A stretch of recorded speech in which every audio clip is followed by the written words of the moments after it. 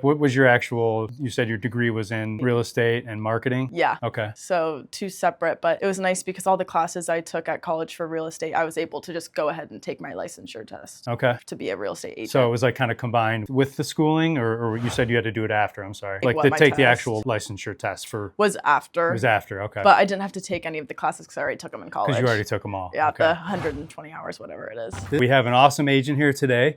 Veronica Hello. Merkle from the Merkle team from Columbus. We drove down to, we're in Cincinnati, visited some fire stations, and Yep. then developing some awesome relationships all along the way from Southern Ohio on up to Cleveland. Mm-hmm. And we had a little happy hour a few months ago and invited Sandra, Veronica's Yep. mom, and they met us at Town Hall, right? Was it Town Hall in Yep. Columbus? And that Town was Hall super happy cool. hour. Got to meet you, your brother Jason, your mom Sandra. You know, we love networking and just meeting all kinds of new people. Absolutely. And me with my firefighter background, my niche is sort of helping out other first responders, other firefighters, cops, military, Mm-hmm. nurses, teachers. Really anybody who's helping the community out. We want to kind of help them out as a way to kind of thank them, and then kind of helps us with our niche. Mm-hmm. So we had a great time with you today, visiting some Columbus fire stations. Yeah, a lot of fun. Yeah, it's kind of cool seeing all the different personalities and It is. all the different firehouses, and Yeah. it's kind of real unique. And I liked it too, being able to kind of show you guys the area, because that's, I think, as a realtor, one of my favorite things is, like, I was born and raised in Columbus and grew up here, and so I'm pretty passionate about the area itself. So to kind of like have you guys drive me around and me point and be like, oh, this is like OSU bought this, and this is a great restaurant over here and stuff like that. That was fun for me at least too. No, we could tell right away. Like, and it's like it just seemed like natural to you. You're like, oh, this is that, and I'm like, I just remember thinking to myself at one point, I'm like, this is like exactly what she does for a living. Yeah, it is. Showing people things and explaining the surrounding. Like, what would you say is like a typical like a buyer consultation, or like how does that work for you when you kind of take in a client and then show them around? Like, you don't have to get real in depth, but like how does that usually look for you? Yeah, and I think you can probably agree on this. Every client and every meeting you have with them is extremely specialized to their needs and who they are and what they want. So if they're new to the area, that's so much fun for me because I can kind of talk to them, see kind of what activities they like to do, and kind of decide what part of town that they might be into. Obviously, kind of depends on where they work and how much they want to commute and if they want land and stuff like that. But just kind of figuring out if somebody's new to the area, where they want to live, that's kind of that's my specialty. I love introducing people to Columbus and what it has to offer. But as far as like home buying consultations go, we sit down and we start the process as far as like a timeline when they want to be into their property buy. And then very basic needs as far as like how many bedrooms, bathrooms, do you need a fenced in yard for your cat or dog or whatever animal you have. Yeah, the basics. Yeah, tangibles. Basics, exactly. And then, as you know, step number 1, kind of contact a lender, see how you're going to finance the home. Summit Crest Home Loans. Yeah. No, I'm just kidding. And go from there. Yeah, but it's really just getting to know your client really well. Like from day 1 to the closing table, it's figuring out and the best way to communicate with them, and just kind of building a friendship and a professional relationship really has worked out well for success. That's awesome. And how long have you been a real estate agent again? Roughly a year and a half. Okay. So, and we were talking a little bit, and you kind of mentioned that you went to University of Cincinnati, yes. right? And yep. what did you major in there, or what was your? Yeah, so field? I majored in real estate and marketing. Okay. And that was great. I had an internship at WPG doing permanent leasing. So at places like Polaris, Fashion Place. I don't know if have you guys driven up there yet? We've been to Polaris, yeah. Okay, but yeah. I'm not familiar. What's WPG stand for? Washington Prime Sorry, Group. I'm a new guy. Washington Prime Group. Yeah. So I had an internship there. All the people were like phenomenal. They were great. But I just realized I can't really sit behind a desk for an extended period of time every single day.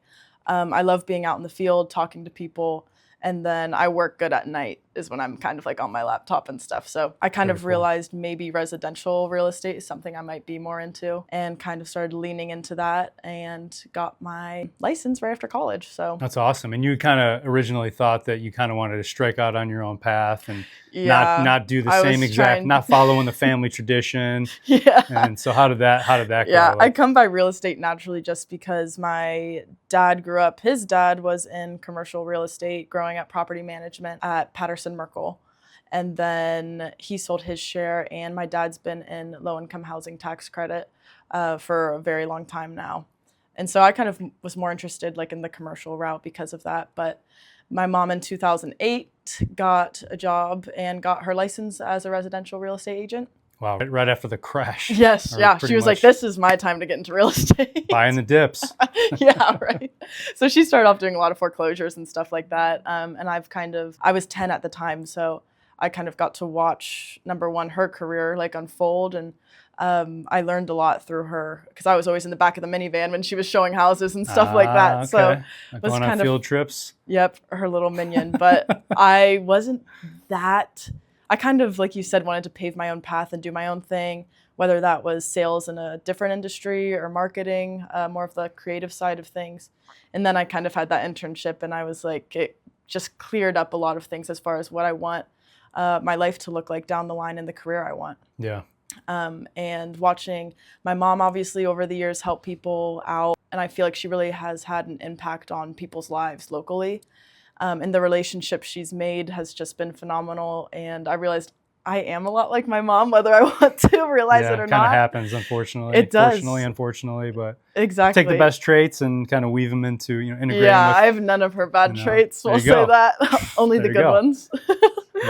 I'm joking. My mom doesn't have any bad traits. But anyways, I realized I am a lot like her. I'm a people person. I love to be out in the field, and just kind of decided this is kind of what I want to be into. So yeah, that kind of like guides you. You kind of really, it was made clear to you what you didn't want when you did that internship. So I guess you could say, suffice to say, it did what it was supposed to do. I guess, did. It really did. I was like, I can't be in this office. But at least you didn't. At least you weren't one of those people who, goes to college, spends X amount of dollars, and then you do something completely different. Like it was transferable, right? Exactly. Yeah. So like you're able to use that education and what you have now, and then you have like some cool, I'm sure, acronyms or letters after your name. Yeah. So like, what was your actual? You said your degree was in real estate and marketing. Yeah. Okay.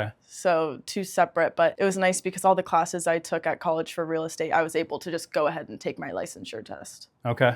To be a real estate agent. So it was like kind of combined with the schooling, or you said you had to do it after? I'm sorry. Take the actual licensure test for. Was after. It was after. Okay. But I didn't have to take any of the classes because I already took them in college. Because you already took them all. Yeah, the 120 hours, whatever it is. Oh, so okay. Yeah. So you normally, if you hadn't done that, if you're an agent just getting into the industry, you would have had to take X amount of classes and then sign up to take your test. 120 hours, and then I have to sign up and take the test. Interesting. So. Yeah, ours was 20 hours, and it's like a week-long or 2-week-long class, and then you get into the job and you're like, okay, like that really, I don't want to say it did nothing for me, because I think a lot of it is like things that are going to keep you out of trouble or jail or something like that. Yeah. But like, how to follow the law. Yeah. But I mean, like, as far as like helping me prepare to do the job, like I think it's sort of like there's a textbook way, and then, you get out there and actually do the job, and it's kind of completely different. Yeah. Would you agree, or like is that similar to your? Oh, I 100% agree.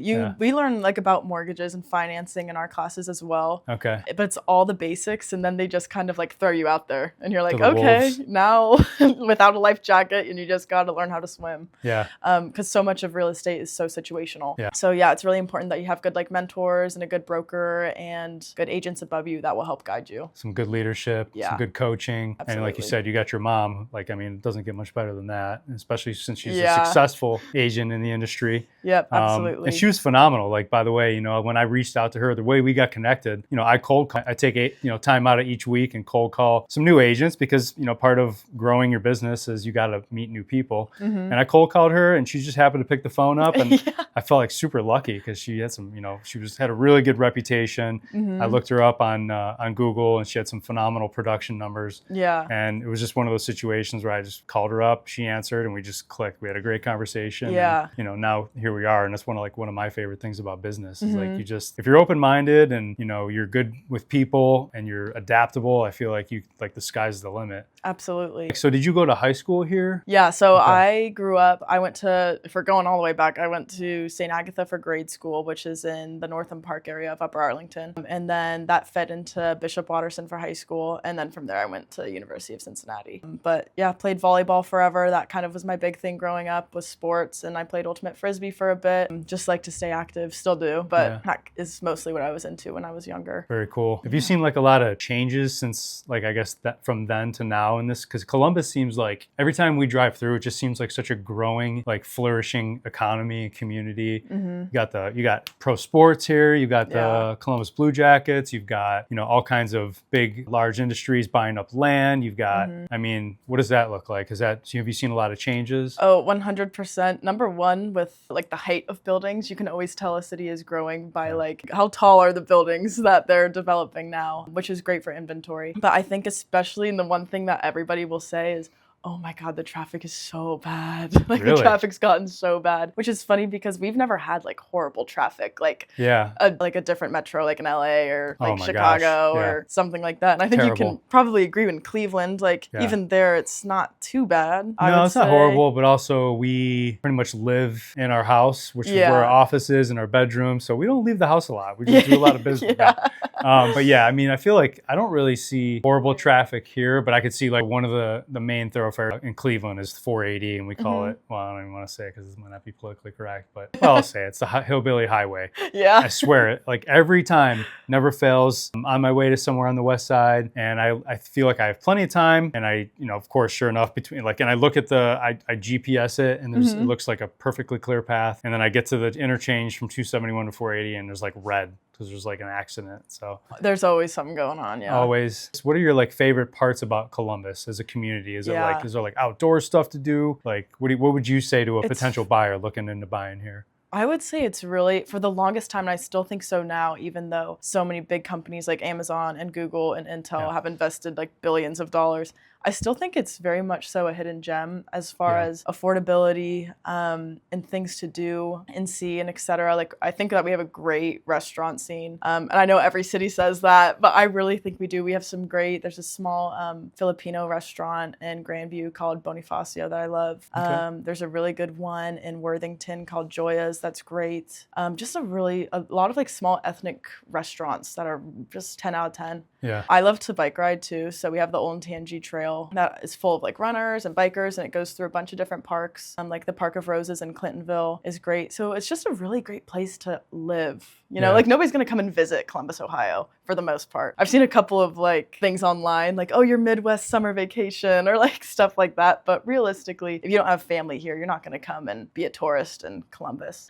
But I think as far as a place to live, it's a great place to raise a family. It's a great place to be single in your 20s. There's a lot of concert venues come here. You have the Columbus Crew, the Blue Jackets. And if you want to go down to Cincinnati and see a concert on the river, go to a Bengals game, it's an hour and a half drive. If you want to go up to Cleveland, it's a 2-hour drive to do something you're like right that. In the middle Exactly. of it all. Exactly. And then you got Dayton not too far away too, and you've got great schools here too. What were you talking about before that one community? Was it Clinton or something? Clintonville? Yeah, which is close to OSU campus a little bit. But yeah, Clintonville's great. They also have, I'm a foodie if you can't tell, so Catalina's is a great restaurant. Catalina's, is that Italian food or? No, it's kind of a brunch spot, and they have pancake balls that are really good. And you can fill them with like Nutella or jam. We're going there tomorrow. This is the real estate advice that you guys need to know. This is important. This is important. And then they also have this really good like pork belly sandwich that's like so to die good. for. Yeah. We're obsessed with Thai food and noodles, like ramen noodles. Yeah. Anything good like that around here? You should go to Thai's Asian Bistro. It's actually right by the Crimson Cup that we went to earlier. All right. Super good. And then that Bonifacio place is very good. That's more Filipino, but awesome. It's very good. Those are my recommendations. But yeah, I think Columbus in general just has a lot to do. And oddly enough, our weather's been really great here for the past year. I don't know if you can say that about like Cleveland at all. It has been pretty mild, yeah. But I feel like it just goes off a cliff eventually. It does. You know? It does. People love to talk about the weather, but I feel rainy, muddy, and then snow. I feel like it's been like LA recently, the past like 3 months, 75 and sunny. So I'm not complaining, but it's been, it is great. Take what you can get. You've mentioned like LA a couple times. Like talk about like what, like, as far as like, outside of real estate, like I like to get to know people on Yeah. a personal level too. Like, what do you enjoy doing, when you're not doing real estate or when you're trying not to do real estate? Yeah, so I do a lot of things. I love it. Where do I begin? Yeah. I work in the mornings. I have a part-time job at Littleton's Market, another place you need to hit up. Okay. And I work there for about, it's part-time, it's like 12 hours a week. And that's great because I can really get involved in like the community I grew up in. I see so many people from where I went to elementary school and can catch up with them. It's really kind of a community hotspot in UA. It's just Keep a kind couple of- business cards in the back pockets. I know. Slide them over with the receipt. Yes, yeah. I'm working extra. I'm working overtime. You want to buy a house? Give me a call. Yes, absolutely. It is truly a That's great smart. place to connect I mean, with people. Yeah. So yeah, I work there. They can't avoid you, right? Like, are you at the register? Yeah, I'm at the register. Okay, They can't yeah, avoid so me. I'm Other, unless they're I follow them out to their shoplifting. cars with their groceries. Yeah. So that's great. I work there in the mornings, and then I do dog sitting every once in a while for fun. But as far as like extracurricular activities, I love to stay active and fit. Like I said, I ride my bike a lot on that Olentangy Trail. It's just gorgeous, especially in the fall. Yeah. I played volleyball my whole life, so I'm in a couple beer leagues for volleyball. Some good spots are Flanagan's and Woodland's backyard for that. And then I am a foodie, unfortunately, too. I didn't want to be, but then I work at that market at Littleton's, and my parents are huge foodies. So I've gotten very interested in like the restaurant scene, and so I like to try new restaurants and bars around Columbus and kind of see what's hopping. I feel like that's good too, to give people recommendations as far as different areas. If somebody moves to Grove City, here's a good spot to go to eat, or a fun bar. Yeah, you can kind of be almost like a little tour guide, and like an Airbnb. Every time, like on my Airbnb, we have like it gives you the ability to do like a guidebook. Mm-hmm. And like, oh, these restaurants, or check this out. Yeah. So you're almost like a human guidebook, Yes. Yeah. And I like being knowledgeable as far as the good or hot places. Oh yeah, because it develops trust, and then like people are like, okay, she knows the area, I trust her, so she must not be steering me wrong. So that's the goal. That's the goal. Unless they get like a bad meal, then it's like, oh, dang it. You tried. Yeah. I tried. Exactly. But yeah, mostly just trying new restaurants, staying active, doing some fun stuff. But to be honest, I'm pretty much busy with work. Like I work in the mornings, and then I dedicate my whole afternoon and evenings to real estate is my number one priority, absolutely, over everything. And then, in the wintertime, I have my gift wrapping business, Sneaky Elf Gift Wrapping Services. That's awesome. So hit her up. Yeah, hit me up. Big deal. But super fun. Reaching out to corporations this year. So that should be exciting to kind of partner with them and get their gifts wrapped for their employees and stuff. Can you explain a little bit about that? Like, I know we mentioned it, but I don't completely, I guess, understand all of that. Is that like a nonprofit? Is that like a fundraising thing, or is that like a part-time job? Or no, yeah, it's a part-time job, seasonal. During the holiday season, usually around like November, December. And I started it after I graduated, and I was like, yeah, I'm not gonna be a realtor. I'm really gonna do something else. So I was like, this will be kind of like a fun thing, get my creative juices out there. And essentially I started it doing just personal gift wrapping. So let's say like you wanted to get Ashley like a bunch of really nice gifts and you wanted to get them wrapped. You Google gift wrapping near me, I would come up, you drop your gifts off, I wrap them, you pick them up. Okay. So really simple service. Actually, a lot of retailers used to offer gift wrapping, and for some reason they don't anymore. Huh. I don't understand why. I don't know if it's because like they didn't want to pay for the training, or I honestly don't know, but it used to some be. reason for them it didn't make sense, I'm sure. Yeah. Probably bottom dollar or something, Yeah. So oddly enough, like my first year, it was like a huge success, and then I did it again last year, and I like couldn't take any more orders. I was like doing too much. And so then this year I kind of have like some infrastructure in place to make it more easy for me. Really? Yeah, I have some helpers. My beautiful cousins are great gift wrappers. So you can delegate some gift wrapping now? Yes. So now they're helping me, and we're working on getting corporate orders for employee appreciation. So basically, for example, last year we had Duke Energy call, and we wrapped a bunch of gifts, number one, for their clients. And this year I'm offering companies can hire me and our crew. We come in, and your employees can bring their gifts in to be wrapped. Okay. Kind of like as an appreciation thing for employees. Right. Very cool. So you got like Santa's workshop, and you're in the back of the Berkshire office here? Or? Yep. It's a crazy time of year. The holidays are, but it's fun. So do they provide you with the gift wrapping, or you have to go get that? Or I provide it all. You provide it all? Okay. Yep. And then they kind of pay you based on how many presents or? Yeah, it's based on the amount of presents and how many hours it would take. Okay. And you said, So- how could we find you on that? How could somebody find you if they wanted their gifts wrapped? It's sneakyelfgifting.com. sneakyelfgifting.com. Okay. Yes. What's with the sneaky? Was it like kind of like something you're doing as a surprise for somebody? Kind of. Okay. I don't really know. I remember there was a lot of like controversy around the name when I first was like, I was thinking of something elf, but I was thinking it's something you can get done quick and easy, no stress. Okay. It's sneaky. All right. Makes sense. So something like that. So are you seeing any like big changes in the market right now? Is it slow? Is it kind of speeding up a little bit? Because we got the U.S. Federal Reserve is talking about cutting the interest rates, and then we've got an upcoming election. Definitely don't want to get into politics, but I know a lot of that stuff I've seen, at least in our market, it's got people kind of hitting the pause button. Are you guys seeing something similar, or? It's weird because Columbus because it's growing so rapidly. It kind of so you guys doesn't are exempt. Follow. Yeah, we're exempt from all of those factors. No, I'm joking. I think with the Fed cutting rates, it's had a lot of buyers a lot more interested in taking action. Yeah. I think we're still in Columbus because our inventory is at like a 5-year high than it's been. So it's been phenomenal. But buyers have a lot more power right now.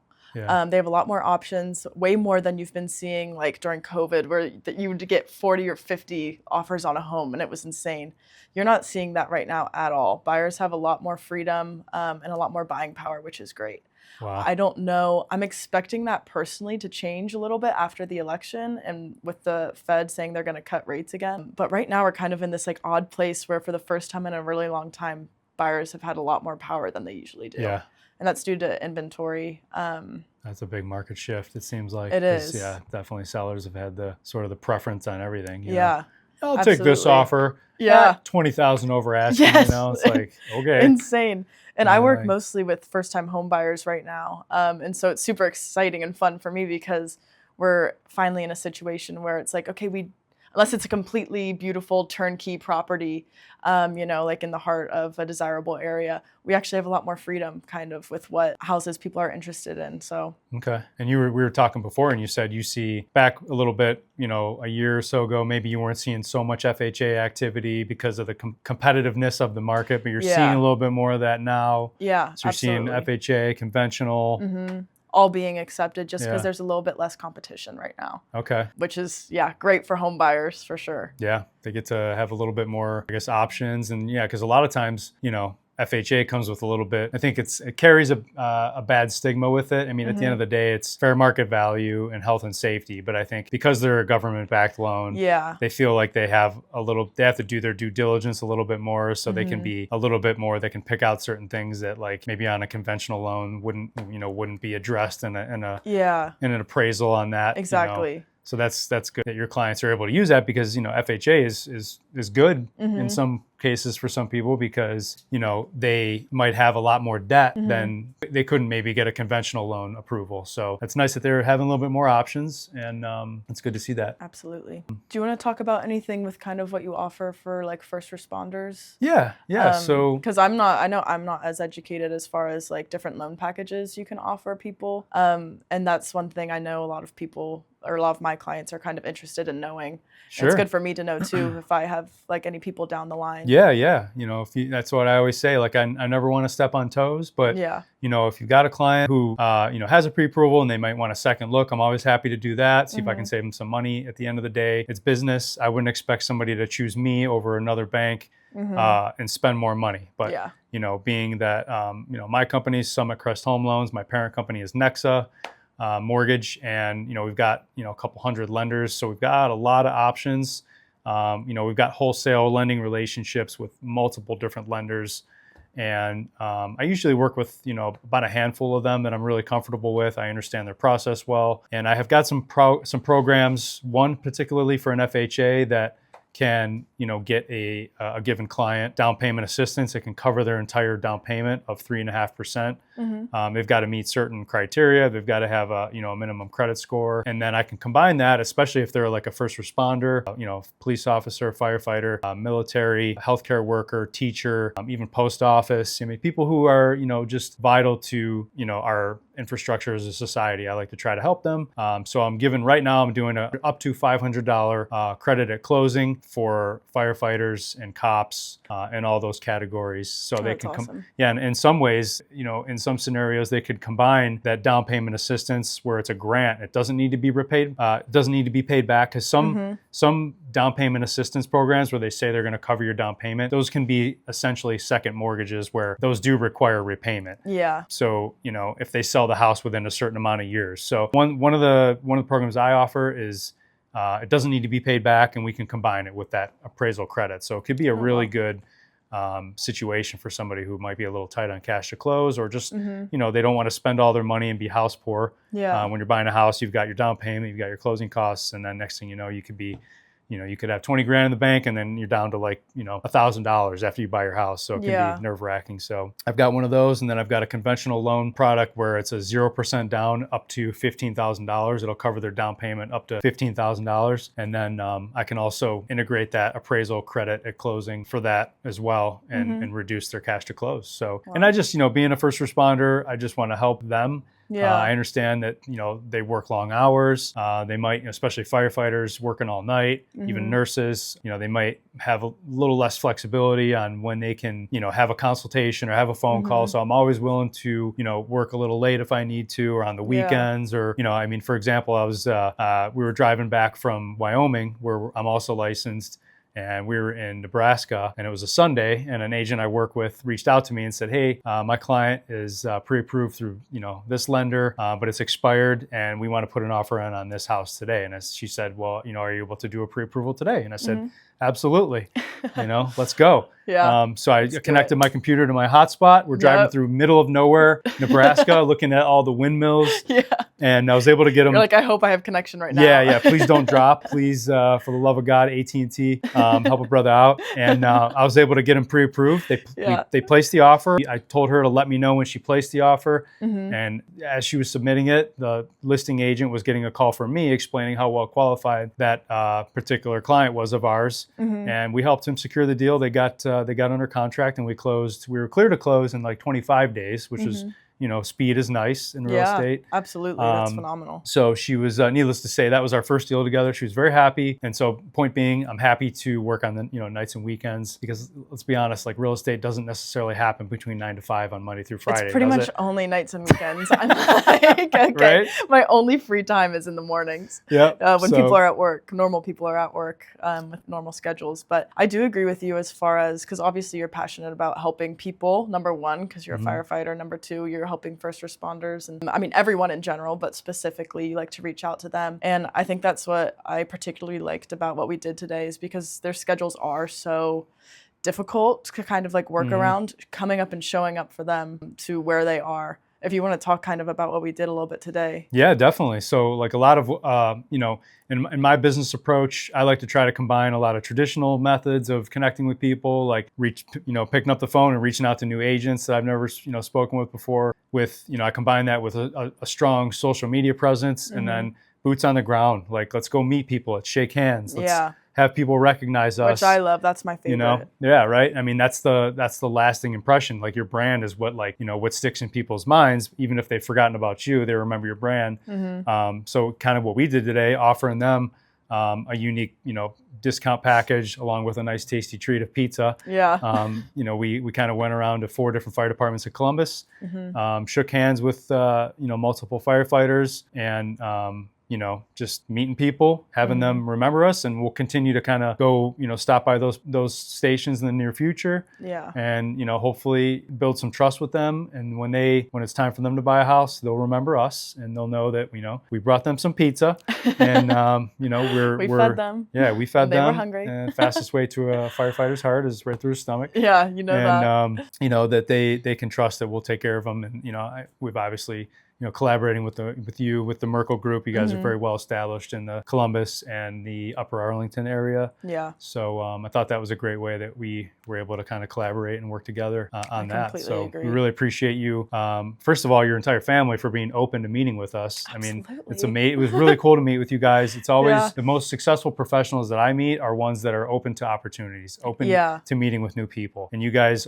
welcomed us with open arms. You came to a happy hour event that, I wasn't sure, what to expect, if we were going to get to meet you or not. And you guys came there, and now we have a cool new friendship to build upon, and absolutely, hopefully help each other grow each other's businesses. So. Yeah, I completely agree. So if somebody wants to, hit you up and, they want to view a property, how would they reach out to you? What would be the best way to connect with you? Definitely my phone number. And my phone number's out there. You can call me, text me any time of the night or day. I might not respond until the morning, but at 614-558-6035, or if you prefer to email, just veronica@bhhscc.com. Those are the two ways that you can reach me, and I'm pretty responsive. I know, as a loan officer, you always have your phone on, like at all times. It's like attached to you. So if you hear that buzz, I'm usually right on it. So. And then are you guys on Instagram as well? If somebody wanted to go on and kind of get a little familiar with you? Yeah, absolutely. We are the Merkle group on Instagram and Facebook as well. So. Awesome. Well, there you have it. Well, thanks so much for joining us today. Of course. Thanks for having us in your office here. And where are we? Is this Upper Arlington? Yeah, we're in Upper Arlington, Columbus, Ohio. You're like, where am I? We're in Wyoming, actually. Yeah, right. Might as well be. Yeah. So yeah, we really appreciate you. Thanks for having us. Of course. And excited to continue building our friendship. Absolutely. And thanks for everything for today and all that no problem. stuff. So. Thanks for the coffee. Woo! I still need to pay you for the pizzas too, by the way. It's all good. All right. Bye.